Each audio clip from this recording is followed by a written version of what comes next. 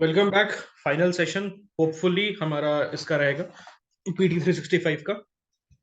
So wetlands. Okay, let us talk about the wetlands. तो wetlands in India, सबसे पहले आपको पता है वेटलैंड का कोई आपको कन्वेंशन के बारे में ऐसा पता है? हेard अबाउट द रामसार कन्वेंशन? आपने रामसर साइट्स के बारे में सुना होगा, रामसर कन्वेंशन के बारे में सुना होगा। करेक्ट।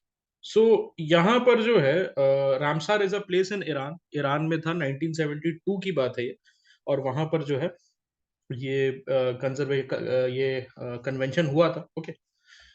और अब हम बात करते हैं रामसर साइट्स के बारे में। तो रामसर साइट्स किसको कवर करता है? बेसिकली रामसर साइट्स बेसिकली आपके वेटलैंड्स को कवर करता है। वेटलैंड्स होते क्या है? So these are basically semi marshy marshy areas, और these are very important. Why they are very important? What is the reason of their importance? इसके पीछे का रीजन ये है दोस्त कि जैसे इस एरिया में सबसे पहले तो बायोडाइवर्सिटी, इकोटोन, हाँ कह सकते हो आप, इकोसिस्टम, इकोटोन।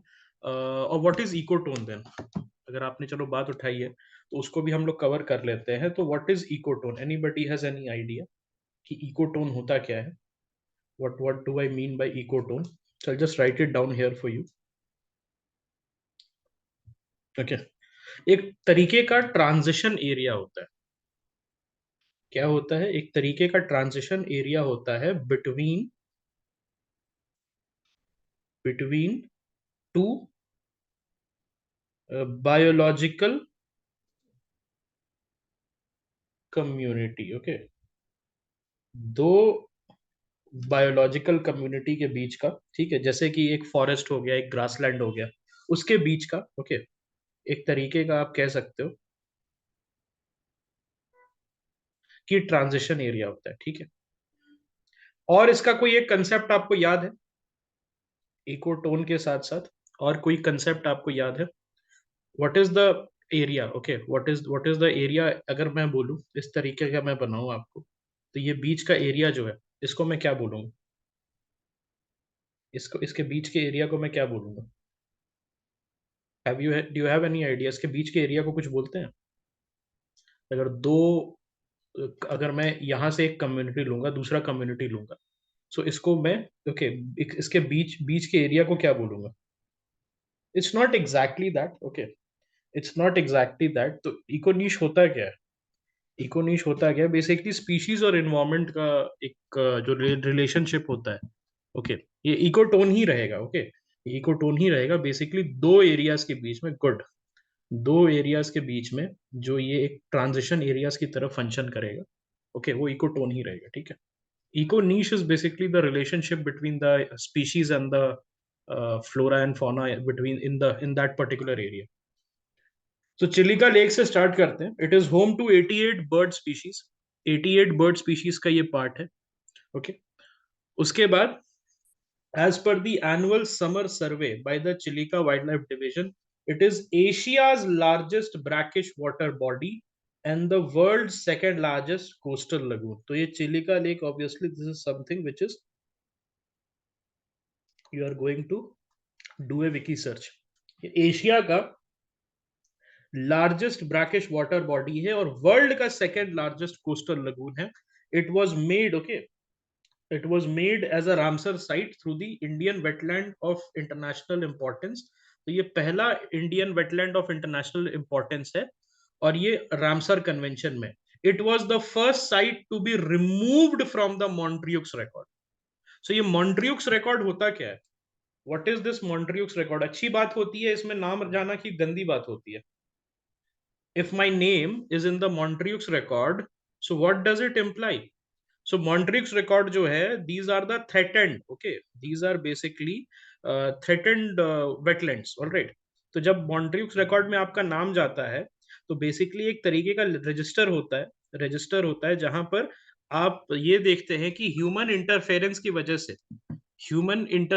वजह से क्या उस वेटलैंड में कोई चेंज आएगा। सो वो हम मॉन्ट्रिक्स रिकॉर्ड के थ्रू देखते हैं। तो 2002 में था, बट उसको 2002 तक था, उसको फिर बाद में रिमूव कर दिया गया। It host the Kalijai temple on an island within the lake. तो वहां पर आपको कालीजई टेम्पल भी मिल जाएगा। मेजर अट्रैक्शन क्या है? नालबाना बर्ड सेंचुरी और इंडेंजर्ड इरावाडी डॉल्फिन। तो इंडिया में आपको Irrawaddy dolphin, otherwise Irrawaddy dolphin is something that you can find in Myanmar. Okay, India में आपको चिलिका लेक में मिल जाएगा, ठीक है। This is something which was covered in down to earth. Okay, down to earth is also a very important source. उसके बाद देखो Pulicat lake.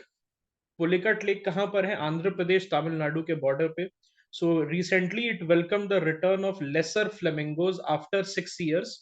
So obviously Pulicat lake is a PYQ as well. अगर आपको याद होगा तो इसका आपको विकी सर्च भी करना है।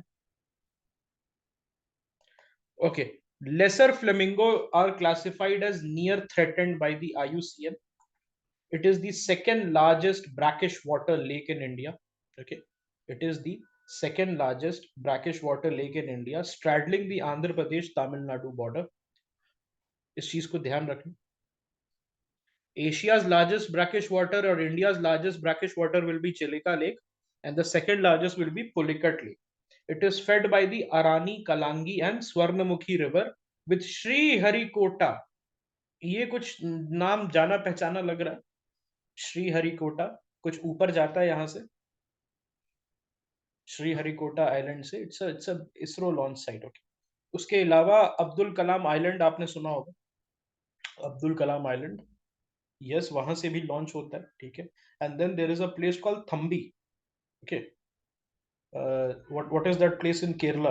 थम्बी है ना? Thumbi, correct. Acting as a barrier from the bay of Bengal. तो ये आप याद रखना, इंपॉर्टेंट होता है। डल लेक जम्मू एंड कश्मीर में है, तो यहाँ पर मास फिश डेथ देखने को मिली है। See, this originates from the Jhelum river.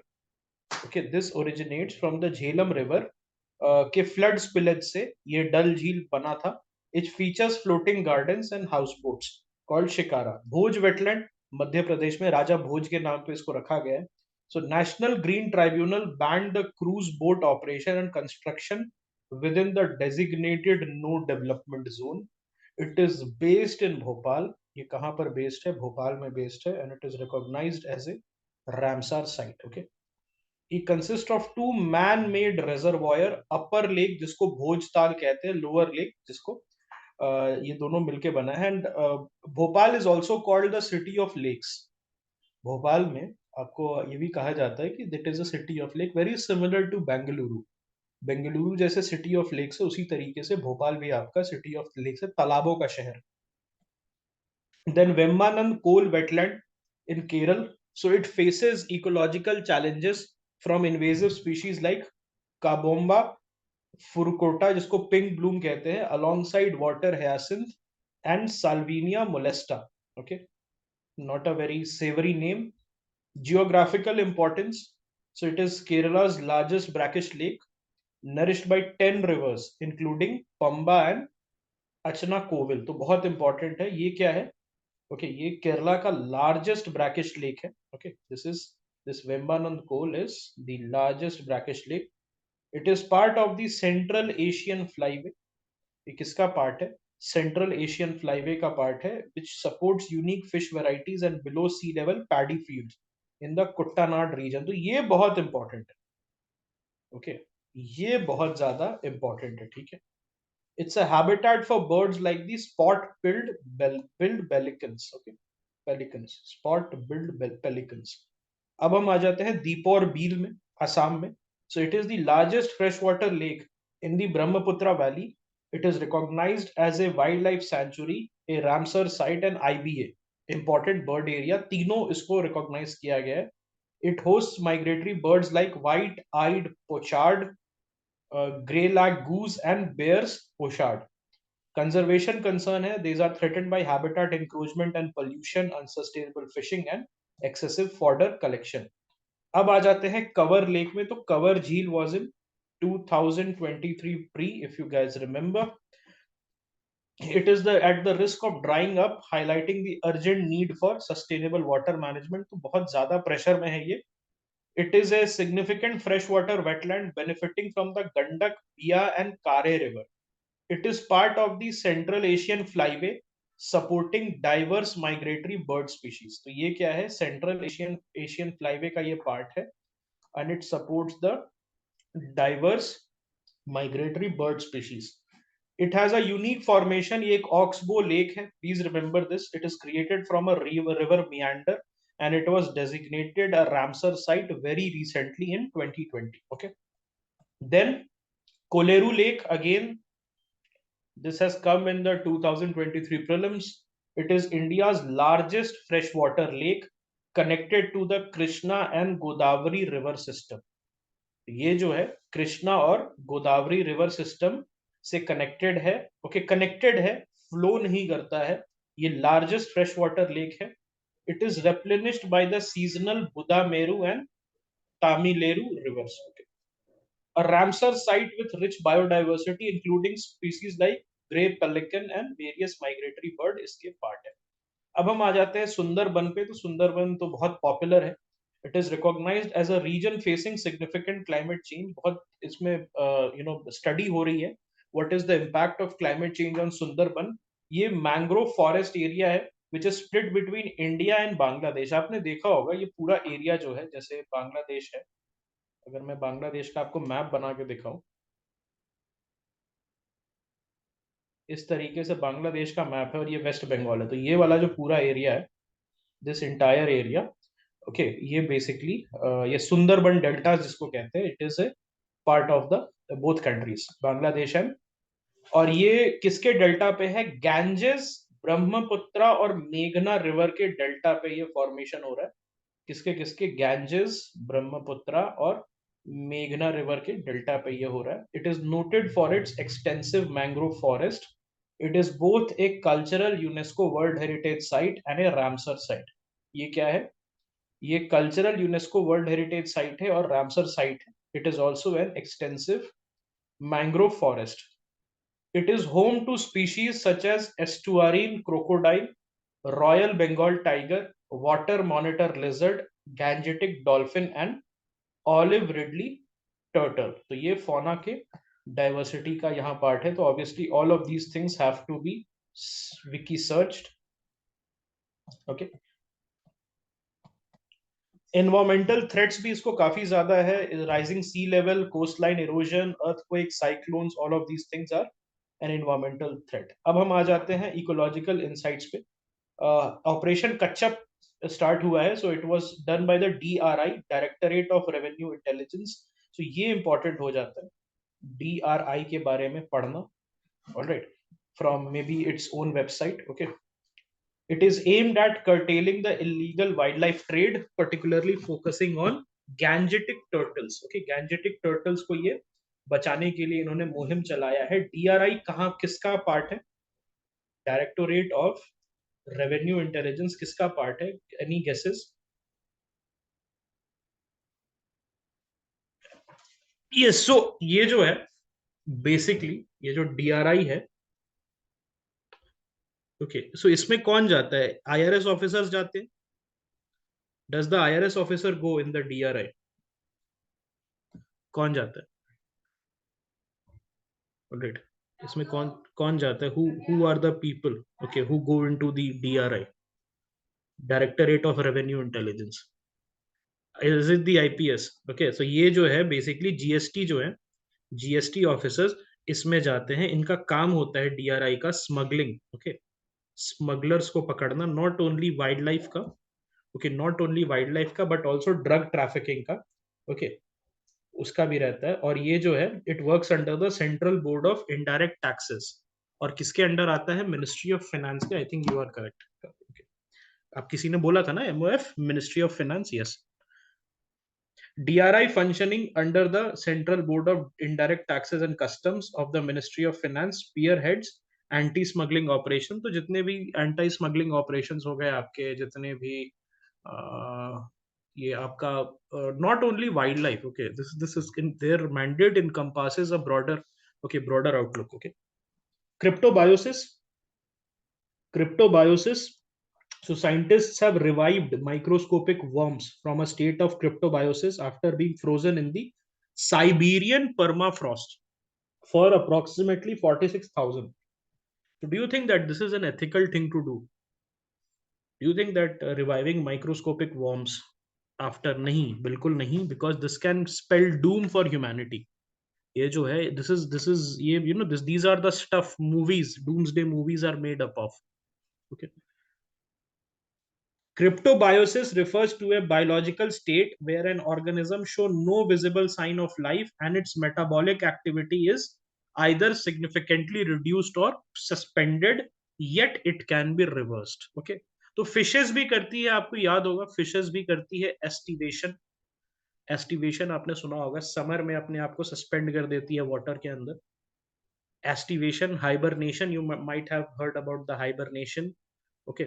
सो ये सारी चीजें जो है human beings, sorry not human beings के अलावा all the species they continue to do. Facultative parthenogenesis, FP. So it is the first known instance of FP or virgin birth was documented in a crocodile. तो facultative parthenogenesis क्या होता है? इसको virgin birth भी बोलते हैं, which is an unusual mode of reproduction, जहां पर sexually reproducing species जो है उन वो asexually, okay, asexually reproduce करते हैं. So इसमें क्या होता है? Egg जो है वो डेवलप हो जाता है without fertilization by a sperm cell. ये one of the cells resulting from the division of a precursor cell acts as a sperm cell, okay, merging with an egg to initiate development. तो यहां पर क्या हो रहा है? Basically अगर आप देखोगे तो एक पर्टिकुलर एग है, उसके साथ दूसरा एग है, तो वो जो दूसरा एग है वो क्या होता है, उस सेल का अगर डिवीजन हो जाता है, ओके, उससे अलग हो जाता है, तो वो जो सेल है, दूसरा वाला सेल जिसका डिवीजन हुआ है, that sort of works as a sperm cell, और उसके थ्रू फैकल्टेटिव पार्थेनोजेनेसिस कंप्लीट हो जाता है. Besides crocodile, facultative parthenogenesis have been observed in fish, birds, lizard, and snakes. Okay. Environmental DNA, eDNA. So scientists have successfully located D. Vinton's golden mole for the first time in 87 years, employing the eDNA technique. So ये क्या है eDNA technique? Basically ये collection and analysis of DNA fragments and organism shed into its environment. तो जैसे आप का snake होता है, ठीक है, स्नेक अपना स्किन शेड करता है, बहुत सारे ऑर्गेनिज्म जो हैं वो डिफरेंट चीजें, ओके, उसको शेड करते हैं, तो उसको यूज करके स्टडी करके हमें हम जो है पता लगाते हैं.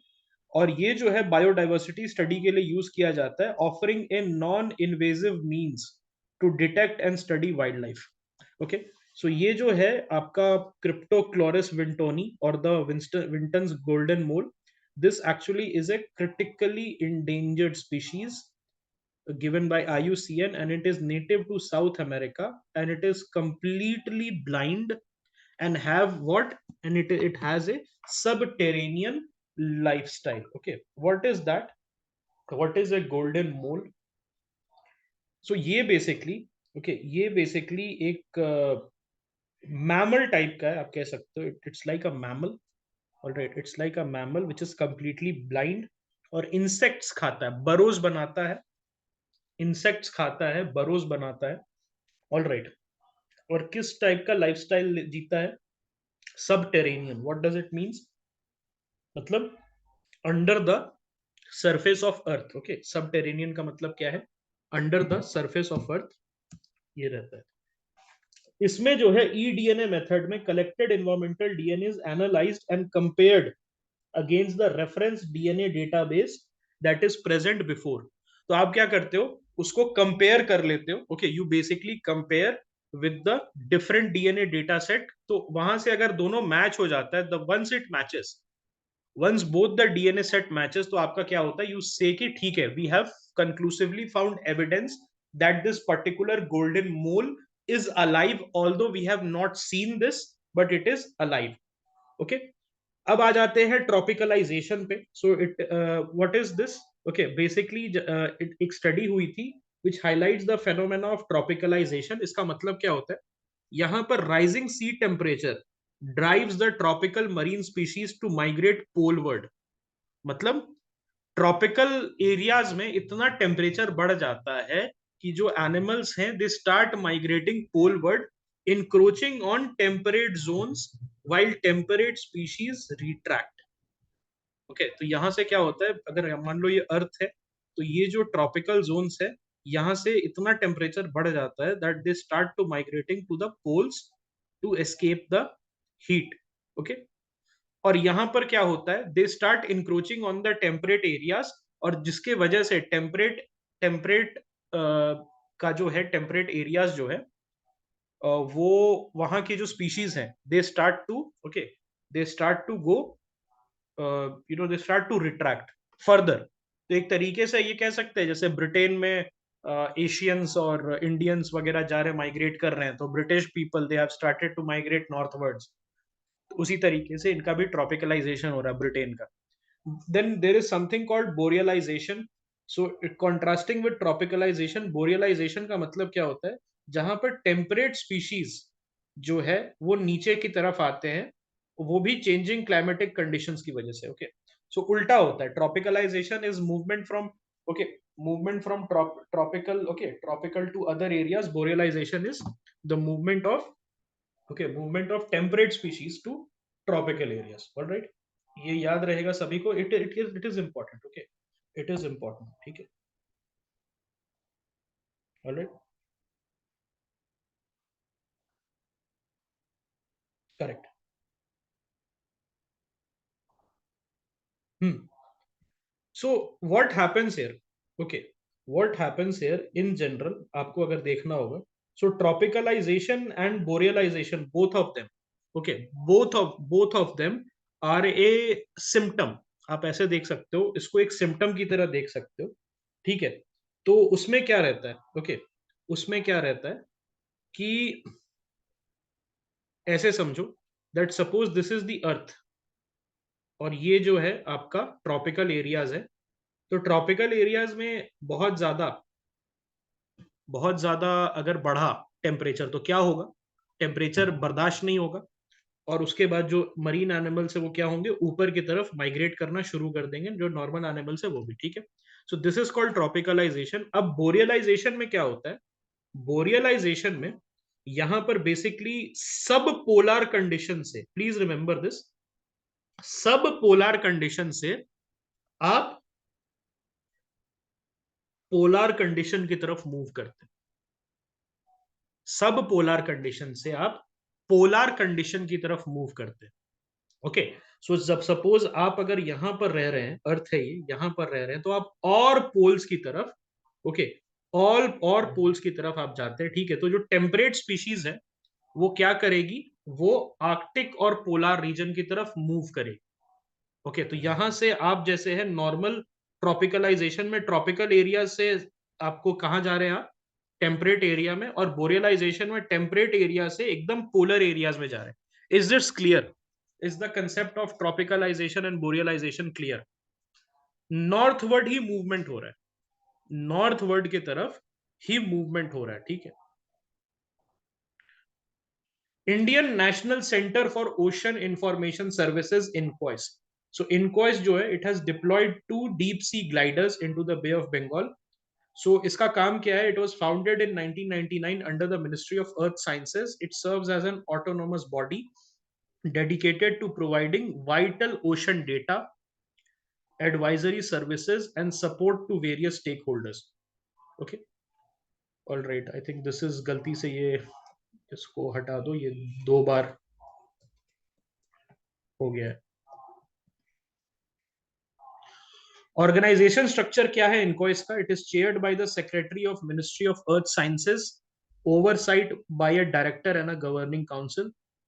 It has developed an early warning system for tsunami and storm surges. So storm surges is an important GS1 geography. Okay, और अर्बनाइजेशन का ये क्वेश्चन है, not urbanisation, sorry, disaster management का क्वेश्चन है। First census of water body हुआ है, किसने किया है, मिनिस्ट्री ऑफ जल शक्ति ने किया है। Top 3 states with most water body, West Bengal, Uttar Pradesh और Andhra Pradesh. States with the least water body, Sikkim, Chandigarh और दिल्ली। मेक सेंस, छोटे स्टेट्स है, छोटे यूटीज है, तो ऑब्वियसली वाटर बॉडीज जो है कम ही होगा। मैन, ये बहुत इंपॉर्टेंट है, इंडिया में यहां पर यूपीएससी आपको दे सकता है that man-made water bodies constitute 78%, while natural water bodies account for 22%. Okay, यहां पर क्या हो रहा है, मैन मेड जो वाटर बॉडीज है वो ज्यादा है compare to natural water bodies in India, ये बहुत इंपॉर्टेंट है. 55.2% of water bodies are privately owned with the remainder under public ownership. इसका मतलब majority of the water bodies are what? Majorities of the water bodies are privately owned. Okay. एक मिष्टी करके scheme आया है, mangrove initiative for shoreline habitats. Okay, not exactly. Okay, आप ऐसे समझ सकते हो, तालाब, कुआं, हाँ ये सारी सारी चीजें आ जाएंगी. स्टेप वेल्स, हाँ ये सारी चीजें, बाउलीज जिसको कहते हैं, वो सारी इसमें आ जाएगा. ठीक है. MISHTI, it is launched on World Environment Day. कब है वर्ल्ड एनवायरमेंट डे? 5 जून 2023 को है. इसका काम क्या है मिस्टी का?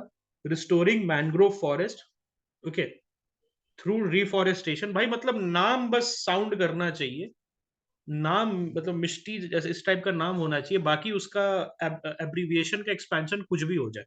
ओके, कुछ भी अंड बंड इसमें डाल दो. Mangrove initiative for shoreline habitats and tangible income, MISHTI. Funding cycle, 80% of the project will be gone by government of India, 20% state government contribute करेगा.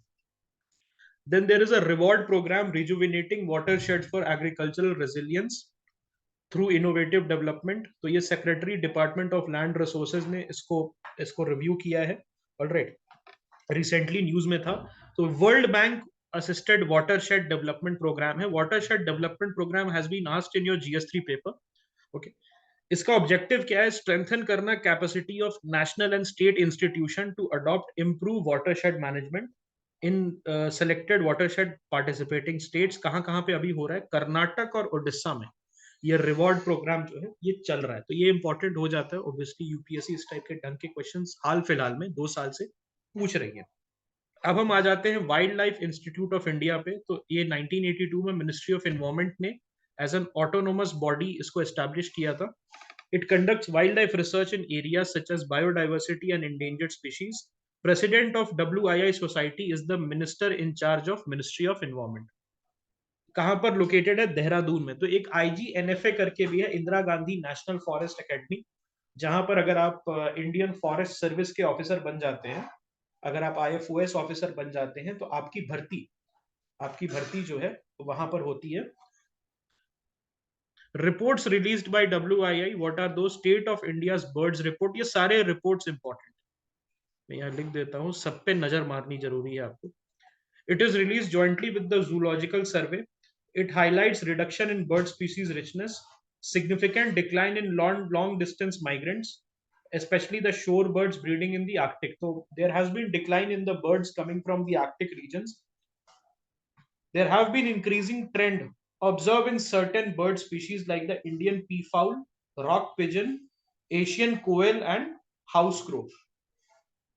What are the key birds and their habitat? Endangered है Indian skimmer, black bellied tern, critically endangered Bengal florican, Baer's pochard. Okay, ये जो है आपको मिल जाएगा. सो ये जो है ये सारे birds, obviously these are the birds जिसको आप एक विकी सर्च के थ्रू जरूर देखेंगे. जूलॉजिकल सर्वे ऑफ इंडिया, तो इट वाज एस्टैब्लिश्ड इन 1916. उसके पहले जो था zoological section of the Indian museum in Calcutta की तरह फंक्शन करता था. It undertakes exploration, naming, describing, classifying, and documenting animals from all over India. Calcutta में located है. It is declared as the designated repository for the National Zoological Collection under the National Biodiversity Act. Okay, so एक तरीके से हम ये कह सकते हैं कि क्या जूलॉजिकल सर्वे को स्टैट्यूटरी बैकिंग मिल रखी है? यस, बायोडाइवर्सिटी एक्ट के थ्रू इसको नेशनल जूलॉजिकल कलेक्शन का डेजिग्नेटेड रिपोजिटरी बनाया हुआ है. रिसेंट रिपोर्ट क्या है ZSI का? Flora and fauna database. उसमें कैलेंथे, लैमेलोस, नानाडेविया पुसालकर और नीलग्रीलिया पुसालकर जो है इन्होंने फ्लोरास के बारे में बात की है. 75 endemic birds of India. So it provides detail on biogeographical region conservation status of the 75 birds who find their origin in India. Endemic का मतलब क्या होता है? Origin इंडिया में है और कहीं नहीं. India hosts 12.4% of the global bird diversity. Okay, endemic species generally हाल फिलहाल में उसको नहीं हमने रिकॉर्ड किया है. इसके पहले एक जेंटलमैन थे, उनका नाम था Salim Ali. You might have heard about that. He was called the bird man of India. Salim Ali जो है, उनका काफी काम था. सलीम अली आपको याद होगा, नेशनल पार्क भी है. Salim Ali national park is also there. Where is it located? The Salim Ali national park Kashmir में. ओके, कश्मीर में लोकेटेड है. ओके, अब हम आ जाते हैं ग्रीन डिपॉजिट पे. तो reserve bank of India has issued A framework for the acceptance of green deposit. Okay, acceptance of green deposit. Green deposit क्या है दोस्त? It's an interest bearing deposit received by regulated entities for a fixed period with proceeds earmarked for allocation towards green finance. इसका मतलब क्या है? एक ऐसा deposit है जिसपे इंटरेस्ट मिलता है, which is received by regulated entities for a fixed period, जिसका जो प्रोसीड्स है वो कहाँ जाएगा? ग्रीन फाइनेंस के लिए. Okay, it aims to offer green deposit to customers, protect depositor interest, achieve sustainability agenda and address greenwashing concern. So green washing, if you guys remember, 2022 के prelims में इन्होंने ग्रीन वॉशिंग को लेके आए थे. इसका मतलब क्या है कि एक कंपनी जो है वो अपने प्रोडक्ट को which is not environmentally sustainable, उसको इन्वायरमेंटली सस्टेनेबल दिखाती है through bogus packaging and through bogus marketing. what are the highlights of the framework? So it is applicable to the following entities: scheduled commercial bank, including small finance bank. लेकिन regional rural bank, local area bank और payment bank नहीं कर सकता है. इसको याद रखना. एससीबीज कर सकता है ग्रीन फाइनेंस. ओके, ये जो आपका ग्रीन डिपॉजिट है ये इसको यूज कर सकता है, और स्मॉल फाइनेंस बैंक भी कर सकता है. All deposit taking non-banking financial companies registered with RBI, including housing finance company, can do this. Denominated in Indian rupees only. तो ग्रीन डिपॉजिट जो है वो सिर्फ इंडियन रुपीज में आप डिनोमिनेट कर सकते हो. It is not mandatory to raise to raise green deposits. ठीक है, एक चीज आपको याद रखना है कि रेगुलेटेड एंटिटीज के लिए मैंडेटरी नहीं है ग्रीन डिपॉजिट को रेज करना. Regulated entities cannot finance green activities project first and then raise green deposit later. ऐसा नहीं है. आपको पहले ग्रीन डिपॉजिट जो है उसको रेज करना पड़ेगा और उसके बाद उसको जो है आपको फाइनेंस करना पड़ेगा. Investment in sovereign green bonds by regulated entities are covered under this green deposit framework. Deposit raised under the framework are covered. Please remember this. ये DICGC के अंडर कवर्ड है. तो DICGC के अंदर कितने लाख तक का मिलता है? Can anybody let me know कितने लाख तक का DICGC के अंदर मिलता है? तो 5 लाख, अप टू 5 लाख जो है कवर्ड होता है. Okay, I think this question came in next IAS का पेपर. अभी हाल फिलहाल में जो अनुभव आप लोगों ने दिया उसमें भी ये क्वेश्चन आया था. Green activities projects which are financed under the framework can be classified under the priority sector if they meet RBI's priority sector lending scheme guidelines. तो ये जो ग्रीन एक्टिविटीज या प्रोजेक्ट्स है इसको PSL कैटेगरी में डाल सकते हैं, जहां पर फिक्स्ड परसेंटेज का जो लोन्स डिसबर्समेंट है that has to go to certain fixed sectors. Okay, the banks are permitted to offer overdraft facilities to customers against the green deposit. तो ग्रीन डिपॉजिट के अगेंस्ट कोई कस्टमर अगर green deposit डालेगा bank में, तो वहां पर बैंक्स उनको ओवरड्राफ्ट की फैसिलिटी दे सकती है. ओवरड्राफ्ट की फैसिलिटी मतलब क्या होता है? जितना पैसा है आपके पास उससे ज्यादा आप विड्रॉ कर सकते हो. ठीक है. Annual independent third party verification important है. ओके, क्या क्या सेक्टर्स के लिए आप ग्रीन डिपॉजिट रेज कर सकते हो? Renewable energy efficiency, clean transportation, climate change adaptation, sustainable water and waste management, green buildings, और भी बहुत सारे सेक्टर्स इंक्लूडेड है. क्या क्या एक्सक्लूडेड है वो इंपॉर्टेंट है, वो देख लो. So projects involving new existing extraction, production and distribution of fossil fuel. तो जहां पे फॉसिल फ्यूल इन्वॉल्व है वहां पर आपको प्रॉब्लम हो सकती है. न्यूक्लियर पावर जनरेशन में आप नहीं ग्रीन डिपॉजिट रेज कर सकते हो. डायरेक्ट वेस्ट इंसिनरेशन में नहीं कर सकते हो. Alcohol, weapon, tobacco, gaming, palm oil industry, renewable energy projects which are generating biomass energy from feed stock, उसके लिए ग्रीन आप नहीं यूज कर सकते हो green deposit. Landfill project and hydro power plants which are larger than 25 megawatt. तो ये समझ में आपको आ गया, बेसिकली ये कंसेप्ट है। वंस यू अंडरस्टैंड दैट तो आप जो है आराम से ग्रीन डिपॉजिट का कोई भी क्वेश्चन बना सकते हो। याद रखना, regional rural bank, land area bank और पेमेंट्स बैंक नहीं एक्सेप्ट कर सकता है ग्रीन डिपॉजिट। इंटरेस्ट आपको मिल सकता है ग्रीन डिपॉजिट के ऊपर, और ओवरड्राफ्ट फैसिलिटी भी मिल सकती है, डीआईसीजीसी के अंडर कवर्ड है। ओके, WWF क्या है? World wild life fund for Nature. तो obviously this is something that you are going to see from their website as well. It's an international non profit, यहाँ पर UPSC confuse कर सकता है कह के कि इंटर गवर्नमेंटल ऑर्गेनाइजेशन है।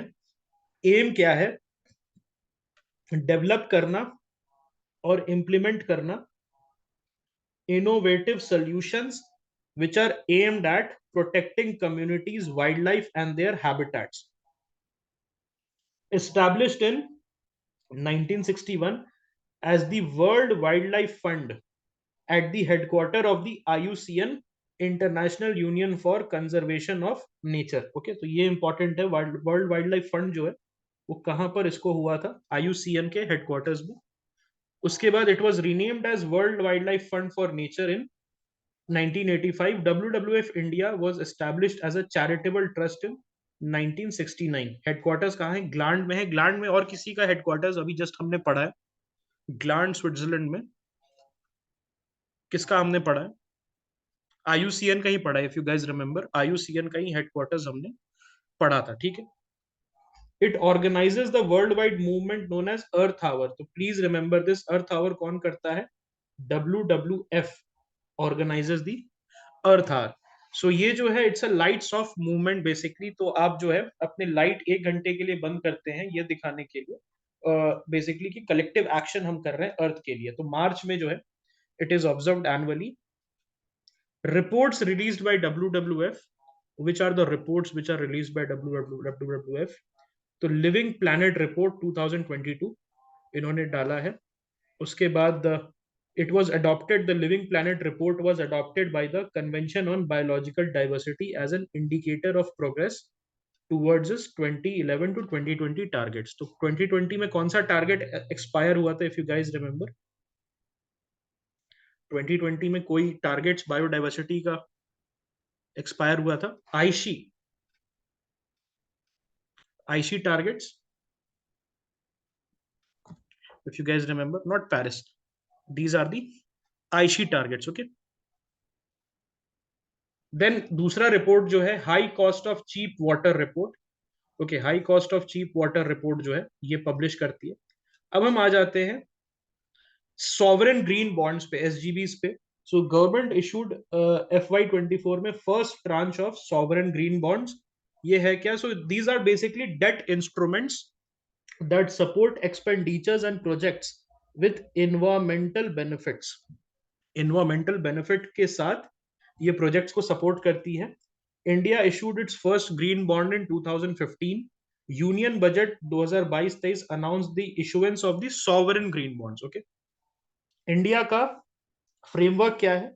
सो 9 एलिजिबल कैटेगरी में ये पैसा जो कलेक्ट करेगी सरकार, 9 एलिजिबल कैटेगरी में उसको फिनेंस करेगी।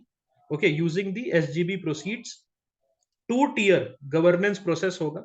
सो मिनिस्ट्री और department which will be responsible for the initial selection of project, and green finance working committee बनेगी which will oversee and validate the decision by the ministry. तो पहले ministry जो है एक तरीके से which it will be responsible for the selection of project जहां पर ये पैसा लगेगा, और उसके बाद एक ग्रीन फाइनेंस वर्किंग कमिटी जो है वो आके यहां पर क्या करेगी? उस जो है ओवरसी करेगी और वैलिडेट करेगी। Proceeds deposited into the consolidated fund of India. तो ये ऑब्वियसली सॉवरेन प्रोसीड्स कहां जाता है? कंसोलिडेटेड फंड ऑफ इंडिया में जाता है, and it is managed by the ministry of finances public debt management cell. Audit CAG करेगा। अब आ जाते हैं सस्टेनेबिलिटी बॉन्ड पे। So India Exim bank has listed its 10-year $1 billion sustainability bond on the London stock exchange. तो ये पैसा raise करना चाह रहा है for sustainable and socially responsible, okay, socially responsible initiatives. ठीक है, all right, okay, just a moment.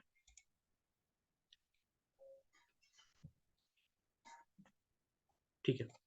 Rhino bond, तो rhino bond support South Africa's effort to protect black rhino and support local community, ये world bank जो है उसको support कर रहा है। ओके, क्या क्या एलिजिबल कैटेगरीज है जहां पर, ओके, क्या क्या एलिजिबल कैटेगरीज है जहां पर आप इसको ग्रीन बॉन्ड को कर सकते हो? Clean transportation, energy efficiency, renewable energy, climate change adaptation, green buildings. अगर आपको याद होगा यूएनओपीएस करके एक क्वेश्चन आया था in the 2023 prelims. Okay, sustainable water and waste management, pollution prevention, terrestrial and aquatic biodiversity, sustainable management. तो ये सारा जो है बोल बच्चन आप देख सकते हो इसमें इंक्लूडेड है। Resource efficiency, circular economy industry कोalition, सो ये अभी न्यूज में था बिकॉज ये जो है G20 के फोर्थ एनवायरमेंटल और क्लाइमेट सस्टेनेबिलिटी वर्किंग ग्रुप में जो है वहां लॉन्च हुआ था। ये सर्कुलर इकोनॉमी समझते हो आप लोग? सर्कुलर इकोनॉमी का मतलब क्या होता है? सर्कुलर इकोनॉमी का मतलब ये होता है कि what goes around comes around. अगर आपने कोई भी प्रोड्यूस किया तो वो जो है लास्ट तक, एंड स्टेज तक वो वापस आ जाएगा एक सर्कल में, ठीक है? Yes, sort of a no waste. Okay, it's an industry driven initiative, not a governmental or a non governmental initiative. Okay, so इसके अंदर और the Kigali amendment, climate goals वगैरह जो है, sustainable development goals, Kunming Montreal global biodiversity framework, ये सारी चीजें जो है इसके अंदर इंक्लूडेड है। सर्कुलर इकोनॉमी के बारे में देखते हैं। So economic system where means of production are organised around reusing and recycling inputs. Reusing और रिसाइकलिंग इनपुट, जो इनपुट आप डालते हो उसको रीयूज करके, रिसाइकिल करके उसको क्या करोगे आप? एक सर्कुलर इकोनॉमी में डाल दोगे। It aims to keep materials in the economy at the end of a product's life by reusing them wherever possible. तो आप क्या करोगे, जो प्रोडक्ट्स है उसको as much as possible reuse करके आप आगे बढ़ोगे। There is a circularity gap report which highlights की only 7.2% of global economy is circular with a declining trend। इन्होंने क्या बोला कि अभी सिर्फ 7% ग्लोबल इकोनॉमी का सर्कुलर इकोनॉमी है। मतलब जो 3 Rs है, जो 3 Cs है, वो अभी सिर्फ उस पर यूज हो रहा है, ठीक है? सिर्फ ओनली 7% पे यूज हो रहा है और फिर वो डिक्लाइन भी कर रहा है हर साल। अब हम आ जाते हैं इस पे, सस्टेनेबल फाइनेंस वर्किंग ग्रुप पे। So it was established in 2016 as the green finance study group. It aims to mobilize sustainable finance to ensure global growth and stability and promote the transition towards a greener, more resilient and inclusive society। ठीक है, अब green buildings के बारे में बात करते हैं। So green buildings 2021 में भी आया था, 2023 में भी आया था in one of the options. तो इसमें क्या होता है, energy efficient net zero carbon buildings होते हैं। तो ये ना एमिशन करते, एमिशन उतना ही करते हैं जितना वो एब्जॉर्ब कर लेते हैं, ठीक है? किसको क्या क्या यूज कर सकते हो आप? एग्रोक्रेट। ओके, एग्रोक्रेट क्या होता है? Carbon negative building material which is made up of crop residue. तो क्रॉप रेसिड्यू से एग्रोक्रेट बनता है। Carbon craft tile, it is made with upcycled carbon using recovered carbon waste as a resource. तो ये याद रखना, एग्रोक्रीट और कार्बन क्राफ्ट टाइल। उसके बाद जियोथर्मल हीटिंग इक्विपमेंट, तो ये 2020 के प्रीलिम्स में आपसे geotextile, cooled asphalt, hot asphalt, ये सारी चीजें पूछा गया था जिसमें कि पोल्यूशन किससे नहीं होता है। ओके, सो ये जो है एक इंपॉर्टेंट टॉपिक हो जाता है। ओके, आईजीबीसी क्या है? It is India premier certification body for green buildings. It is one of the founding members of the world green building council. इसके वेबसाइट पे जरूर जाना। ओके, और आप देखना वहां पर ग्रीन बिल्डिंग्स के बारे में आपको अच्छा इंफॉर्मेशन मिल जाएगा। कहाँ लोकेटेड है? हैदराबाद। लीड रेटिंग सिस्टम, तो ये it's a globally recognised certification system. और अभी इंडिया ने यूएस और चाइना को आउट परफॉर्म किया है in the lead net zero certification. So it provides a framework for efficient carbon and cost saving green buildings। तो green building से related है। It was developed by the US Green Building Council and is administered by the Green Business Certification Incorporated। किस किस तरीके का certification level होता है? Certified silver, gold और प्लैटिनम। बेस्ट जो ग्रीन बिल्डिंग्स होते हैं उनको प्लैटिनम बोला जाता है, और जो बेसिक ग्रीन बिल्डिंग्स होते हैं उनको सर्टिफाइड दिया जाता है, then silver and gold. Lead India programme is administered by IGBC, that is Indian green building council. Okay. Haryana and Tamil Nadu are the leading states in the green building certification. और DLF group जो है world का global leader है. It's a global leader in the lead zero certification. Then ग्रेहा क्या है? Green rating for integrated habitat assessment. So it is India's own green building rating system. तो ये important हो जाता है, ये जो है ये इंपॉर्टेंट हो जाता है. Green building rating system, green building का कंसेप्ट. तो it is very important that you go to the website and search. ये 5 स्टार रेटिंग सिस्टम देता है which is valid for a period of 5 year. उसके बाद फिर असेसमेंट होता है ministry of new and renewable energy और टेरी के साथ. तो ग्रेहा कौन देता है? टेरी प्लस. तो टेरी के वेबसाइट पर जरूर जाके देखना. आई थिंक पचौरी वाला है ना टेरी, अभी वो फंस गया था उसमें हरासमेंट केस में. So TERI plus MNRE, Ministry of new and renewable Energy. Okay. Mission on advance and high impact research, जिसको क्या बोलते हैं? माहिर. ओके. सो माहिर जो है किसने लॉन्च किया है? मिनिस्ट्री ऑफ पावर और Ministry of new and renewable energy ने. MOP plus MNRE joint. इसमें क्या करना है? Emerging technologies of future relevance. Okay, उसको लेवरेज करना है फॉर द पावर सेक्टर. और सपोर्ट इसमें CPSE से मिलेगा, सेंट्रल पब्लिक सेक्टर एंटरप्राइजेस से मिलेगा, रिन्यूएबल एनर्जी से मिलेगा और मिनिस्ट्री ऑफ पावर से मिलेगा. 5 साल के ड्यूरेशन के लिए है ये mission. Okay. I think this can be, इसको हटा सकते हैं हम लोग.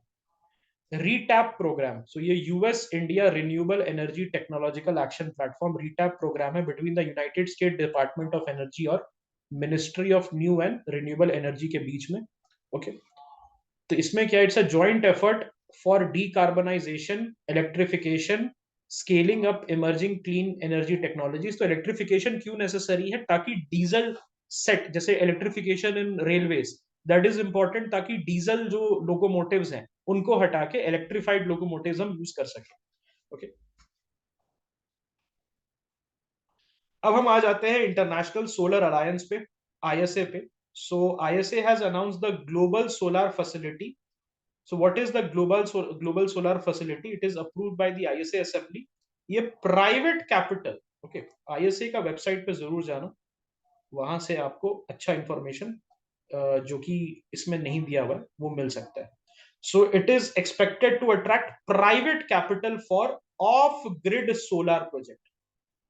तो all the solar project that the government is pursuing becomes important for you. Rooftop solar projects के लिए और यूज करने के लिए solar project for productive purpose, ISA assembly ने इसको ग्लोबल सोलर फैसिलिटी को, this is it not similar to the GEF? GEF याद आ रहा है? Global Environment facility. उसी तरीके से आपका GSF. ओके. उसी तरीके से आपका GSF होगा. ठीक है. GSF will provide payment guarantee fund, insurance fund to mitigate project risk and investment fund for technical assistance. ठीक है. अभी कहां पर है? अफ्रीका में उसका फोकस है. उसके बाद एशिया, लैटिन अमेरिका और मिडिल ईस्ट जो है यहां पर रहेगा. अगर आपको एक चीज पता रहना चाहिए कि ISA में पहले सिर्फ ट्रॉपिक्स के कंट्री थे, अब हर कंट्री जो है ISA का पार्ट हो सकता है. गुरुग्राम इंडिया में ISA का हेडक्वार्टर है. इट्स लॉन्च्ड बाय किसने लॉन्च किया था? मोदी जी ने मैक्रोन के साथ लॉन्च किया था इसको, इमैनुअल मैक्रोन के साथ. और treaty based international intergovernmental organisation है. Please remember this. It's a joint effort between India and France initially, और ये पेरिस के कॉन्फ्रेंस ऑफ पार्टी 2015 के साइड में हुआ था. 97 countries have signed and ratified the treaty including India. Okay. Cost effective और transformational energy solution provide करना चाहता है. सो ISA के वेबसाइट और उसको एक बार देखना जरूरी है. Other important initiatives of ISA क्या है? One sun one world one grid ओसो वॉक. तो बहुत दिन से न्यूज में है ये. So it is led by India and UK in collaboration with ISA and world bank group. ये क्या करना चाहता है? It aims to connect different regional grids. तो ये बोलता है भाई सन एक है, वर्ल्ड एक है, तो ग्रिड भी एक होना चाहिए. तो ऐसा होगा, क्या होगा कि जैसे मान लो बांग्लादेश में एक्सेस एनर्जी है, सोलर एनर्जी प्रोड्यूस हुआ है, तो अगर एक ही ग्रिड से सारे कंट्रीज अगर लगे हुए हैं तो क्या होगा, बांग्लादेश का excess solar energy can be transferred. Okay, क्योंकि सोलर एनर्जी में सबसे बड़ी प्रॉब्लम क्या आती है, स्टोरेज की। ओके, तो आप क्या कर सकते हो, उसको वेस्ट ना जाने के लिए आप उसको ट्रांसफर कर सकते हो क्रॉस बॉर्डर। जैसे अफ्रीका में छोटी छोटी कंट्रीज होती हैं, वहां पर गेबॉन ने सोलर एनर्जी बनाया तो वो बगल वाली कंट्री को बेच देगा। रवांडा ने बनाया, कॉन्गो को बेच दिया। उगांडा ने बनाया, उसने किसी और कंट्री को बेच दिया, तंजानिया को बेच दिया। ऐसे करते हुए हो सकता है। ओके, तो ये 3 फेजेस में डिवाइडेड है। Indian grid interconnection with middle east, तो इंडियन ग्रिड को मिडिल ईस्ट के ग्रिड के साथ कनेक्ट करना चाह रहे हैं। फिर south Asia, south east Asian grid connecting to Africa, and global interconnection, that is the final phase of ओसो वर्क। उसके बाद star C, that is the solar tech application resource centre. It is run by ISA in partnership with UNIDO. UNIDO का website आपको जाना है, please remember this. All the United Nations organization becomes important. It aims to create a strong network of institutional capacity with ISA member state, जिसके through quality infrastructure बन सके ताकि solar energy product और services आप ले सके। अब हम आ जाते हैं नेशनल ग्रीन हाइड्रोजन मिशन में। कौन इसको चला रहा है, MNRE, ministry of new and renewable energy. it has right now notified the Indian green hydrogen standard under the national green hydrogen mission. Okay, तो अभी recently IGHS Indian green hydrogen standard जो है उसको notify किया गया है। What is the key points? So it outlines the emission threshold for classifying produced hydrogen as green. तो green hydrogen आपको याद होगा तो 2023 प्रीलिम्स, ओके 2023 प्रीलिम्स का पार्ट है। ऑलराइट, ऑलराइट, चलो इसको will treat this as a final thing. Okay, I know that green hydrogen is produced using renewable energy including production through electrolysis or biomass conversion. Emission threshold क्या है, well to gate emission should not exceed 2 kg CO2 equivalent. So this is the emission threshold that has been talked in the IGHS. Okay, तो ये green hydrogen क्या है, so there are different kind of hydrogen. Okay, there are different kind of hydrogen. उसमें से एक hydrogen आपका है जो ग्रीन हाइड्रोजन है, जो रिन्यूएबल एनर्जी के थ्रू प्रोड्यूस होता है। There are multiple sources of hydrogen. Hydrogen आपका फॉसिल फ्यूल से भी प्रोड्यूस हो सकता है, ग्रीन हाइड्रोजन से भी प्रोड्यूस हो सकता है। ठीक है, nodal authority, bureau of energy efficiency accredits agencies for monitoring, verification and certification of GH green hydrogen production. तो यहां पर बीईई जो है काम करेगा नोडल अथॉरिटी जैसा। Okay, yes, blue hydrogen, green hydrogen, grey hydrogen, pink hydrogen, so many hydrogen are there. Okay, उसको हम लोग ऑब्वियसली स्टडी कर लेंगे अपने इन्वायरमेंट की क्लासेस में। नेशनल ग्रीन हाइड्रोजन मिशन क्या है, इट वांट्स की एटलीस्ट 5 MMT पर एनम का ग्रीन हाइड्रोजन का प्रोडक्शन रहे। Renewable energy capacity addition 125 gigawatts का एडिशनल हो जाए। Abatement of nearly 50 MMT of annual green houses gas. तो ये अबेट की भी करना चाह रहा है, ग्रीन हाइड्रोजन भी प्रोड्यूस करना चाह रहा है और उसको ऑफसेट भी करना चाह रहा है ग्रीन हाउस गैसेस को। 1 लाख करोड़ का reduction in fossil fuel imports. अब यहां पर आपने देखा होगा हाइड्रोजन में सऊदी अरेबिया गुस्सा हो गया था, उसने रिलायंस के हाइड्रोजन प्लांट पे इन्वेस्ट करना चाहा था, बिकॉज उसको पता है कि hydrogen is the future, hydrogen is the future. तो वो क्या करना चाह रहा था, वो इन्वेस्ट करना चाह रहा था, उसको इंडिया ने इन्वेस्ट नहीं करने दिया, तो सऊदी अरेबिया ने गुस्सा हो गया था। इसीलिए it had started to give very inflammatory statements. इसका बहुत सारा सब कंपोनेंट्स है। तो ये नेशनल ग्रीन हाइड्रोजन मिशन जो है ये आप विकास पीडिया से जरूर करेंगे। ठीक है, इसमें साइट प्रोग्राम है, strategic intervention for green hydrogen transition programme, strategic hydrogen innovation partnership. Alright, hydrogen as a fuel कैसे काम करता है। ओके, कैपिटल स्टार्व है, लेकिन क्या आपको ऐसा नहीं लगता अगर सऊदी अरेबिया का पैसा आ जाता तो हमारा एनर्जी इंडिपेंडेंस खत्म हो जाता फ्यूचर में। We will not be energy independent. पहले भी हम उन पर डिपेंडेंट है, आज भी, और कल भी हम उन पर डिपेंडेंट रहते। तो यही सऊदी अरेबिया की स्ट्रैटेजी थी। About hydrogen as a fuel, it is a clean burning fuel with water as its byproduct. तो ये क्लीन बर्निंग है। अगर आपने देखा है टोयोटा की मिराई करके एक कार आती है जिसमें हाइड्रोजन कार है, तो टोयोटा के मिराई के एग्जॉस्ट से पानी निकलता है। टोयोटा के मिराई जो कार है उसके एग्जॉस्ट से पानी निकलता है। So it is produced via electrolysis. 99% of pure hydrogen demand comes from refinery and fertilizer sector. ये रिलायंस का जामनगर में जो रिफाइनरी है वहीं पर इन्होंने हाइड्रोजन प्लांट बनाया है। ये एनर्जी कैरियर वेरियस सेक्टर्स में यूज हो सकता है, डिफरेंट कलर कोड्स में आता है, विच डिस्टिंग्विश की हाइड्रोजन का सोर्स क्या है जनरेशन का, क्या वो फॉसिल फ्यूल से जनरेट हुआ है, रिन्यूएबल से जनरेट हुआ है, या किसी और जगह से जनरेट हुआ है। It has near zero harmful emission and it has high energy efficiency. इसका यही प्रॉब्लम है कि स्टोरेज इसका बहुत कॉम्प्लेक्स है and it is highly inflammable and it has a high production cost. Okay, so I think we can end it here. थोड़ा थोड़ा बहुत थोड़ा थोड़ा GOBAR scheme, tidal energy, electrified flex fuel vehicle. So electrified flex fuel vehicle आपका next IAS में था, if you guys remember.